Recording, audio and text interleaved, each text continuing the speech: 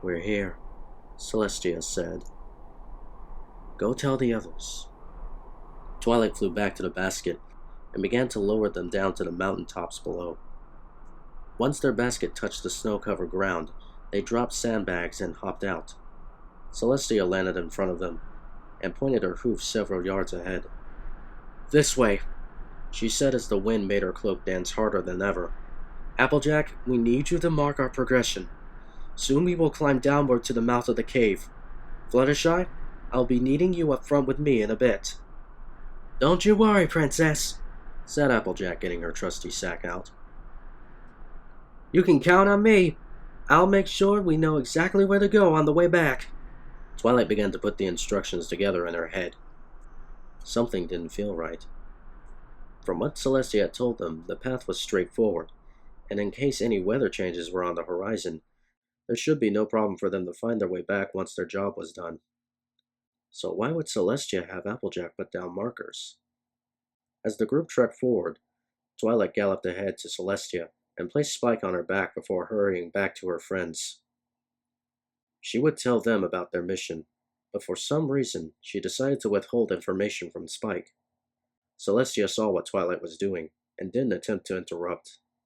She looked sadly at her retreating student and sighed. What's wrong, Celestia? Asked Spike, noticing her disapproval. I'm not sure if I'm the one to tell you that, Spike. Try me, said Spike confidently. If it's something dangerous we're about to face, it would be nothing new to me. Celestia looked at the small dragon, then at her student who had just begun telling her friends about their mission. Very well. But try not to freak out. Behind them, Twilight had just finished telling her friends about the letter and why she thought Celestia brought them along. So are you saying that this dragoness is Spike's mother? Asked Applejack. I don't know, said Twilight, frowning. But I'm going to find out eventually. As for you two, I have no idea why she insisted on bringing you here. Maybe to make sure things don't get out of hoof, suggested Applejack. But why in that case isn't Rainbow Dash here? I think there's another reason, said Twilight grumpily. Celestia could handle talking to the dragons on her own, and this path is too simple. I think you were brought for something else. Maybe, and maybe not, said Fluttershy. Have you told Spike yet? No, said Twilight, quickening her pace. Why not? He has to know. I know that, Twilight said, starting to get frustrated. Are you okay? Yes, I'm fine. Why do you ask? Because it seems like you're not. Twilight didn't answer. She galloped back to Celestia to get Spike. Applejack and Fluttershy exchanged worried looks. The rest of the way, they stayed in complete silence. Applejack stayed true to her promise and placed down poles with red flags every now and then. At long last, they reached the end of the path. Celestia looked down at a narrow path below that continued to stretch across to the next mountain like a bridge. This way, and be careful. It may look like there's nothing here, but the way is narrowing out. She stepped forward and disappeared out of sight. The four raced to the edge of the cliff and looked down to where Celestia had landed. She was standing on another path that continued downward. Twilight and Applejack jumped down without hesitation. Fluttershy froze for a bit, but with seeing Celestia's patient confidence in her, she too jumped down. But instead of letting gravity do its work, she decided to let her wings lower her body down gently. When the group was drawing close to the bridge, Fluttershy nudged Applejack and drew her attention towards Spike. He was riding on Twilight's back with his expression blank, and his gaze continued to be on the horizon. Before any of them could say something, they were drawing close to the bridge. Fluttershy waited for Celestia to say that she needed her, but that never happened. Not only did she not call for the Pegasus to join her, but the rest of the hike passed by without any problems. Suddenly, something clicked in the flyer's head. She began to understand why Celestia had brought her with them. She had done this before. Once with the Breezies, and another time with Rainbow Dash. She knew her purpose for being here. But where did Applejack come in if marking their path wasn't the real reason? Finally, they had reached their destination. The group stared at the large mouth of the cave. Celestia approached the entrance and turned to face the three ponies and dragon. Her eyes met Fluttershy's, and she nodded at her. Fluttershy looked at Twilight and breathed deeply before saying what had to be done. Twilight, you know why we're here, don't you? Yes, said Twilight, refusing to meet her eyes. Then you understand what has to be done. Twilight didn't respond. Her face was hidden by the hood of her cloak, but a familiar lump began to rise in her throat.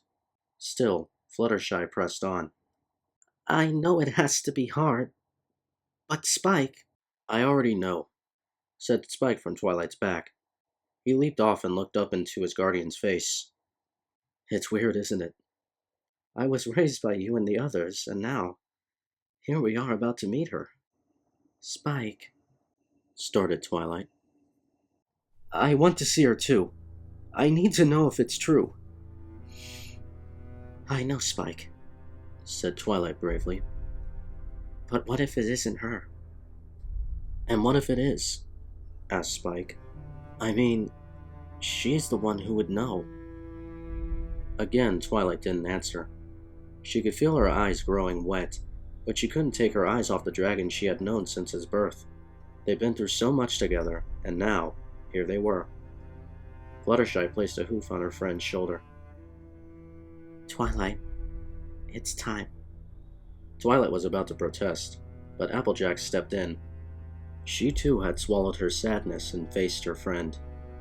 I get it now, she said, looking at Celestia. I know why you had me come too. Twilight, no parent should have to be separated from their child at such an early stage of their life. I know all too well what that's like. Twilight looked back down at her assistant. She couldn't hold back anymore. She sank down and pulled him into her hooves. The silent tears that went down her cheeks hit the ground, drying up instantly from the frigid weather. They didn't part for some time. Even Applejack and Fluttershy joined in to say their goodbyes. Celestia, meanwhile, tried to fight back her own tears that were silently creeping up on her. At last the Princess of Friendship rose back up, and looked at the friend she had by her side. It's okay. I understand now. She waited for Spike to enter the cave, but to her surprise, he took her hoof and smiled up at her. All right then, together it is, she said as she looked back at her friends and mentor. Shall we? The three ponies and dragon passed by Celestia, who waited before she too followed close behind. Inside the cave, the cold seemed to have never left.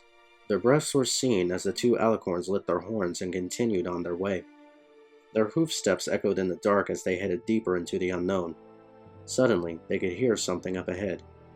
It sounded like something big had awakened. Fluttershy, despite being scared, continued to move closer with the rest of the group. Celestia stopped and suggested that they stayed back. Miss Emerald, there's some pony here to see you. From somewhere out of sight, they could hear low growls as something began to draw near. What Celestia and Twilight's magic hit was a large dragon crawling her way toward them. Her body was a dark murky color with green eyes that narrowed when she spotted the four ponies. Princess, she said with a voice unlike what Twilight and the rest had expected. Her appearance may look intimidating like any other dragon her size, but her voice sounded warm and peaceful. You're back so soon? As promised, Celestia bowed. And I brought some pony with me. Twilight, this is where you come in. Twilight approached the dragoness, who narrowed her eyes, watching as the purple alicorn drew closer. The two eyed each other for a bit before Twilight revealed the little dragon hiding behind her. Signaling him to step up, he nervously came forward. For a moment the dragoness sniffed the small purple dragon, their eyes fixated on each other. Spike had a feeling as if she was x-raying him, her head tilted this way and that, taking in every bit of him she could see. Finally, her mouth broke into a smile. I thought I lost you, little one, she said, reaching out a clawed hand to touch him.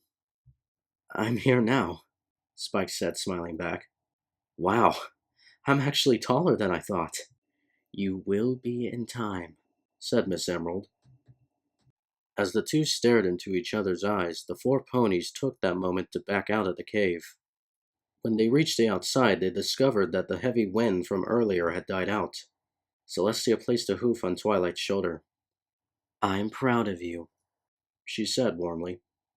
Thank you, Celestia, Said Twilight, smiling back at her teacher. We all are, said Applejack, sounding close to tears herself.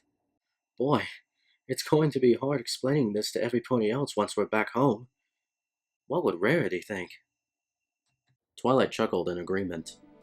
You're right. But they need to know, don't they? The four made to leave, but the ground began to shake slightly, and they turned to face the cave. It was Miss Emerald, followed close behind by Spike.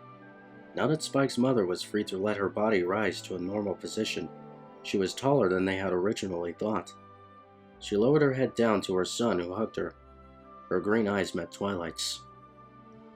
Come here, little one, she said softly. Twilight looked up at the towering body. Spike here has told me all about you and your friends. From what I understand, you helped raise him. Yes, said Twilight. It wasn't just me, though. Celestia helped too, and so did my friends.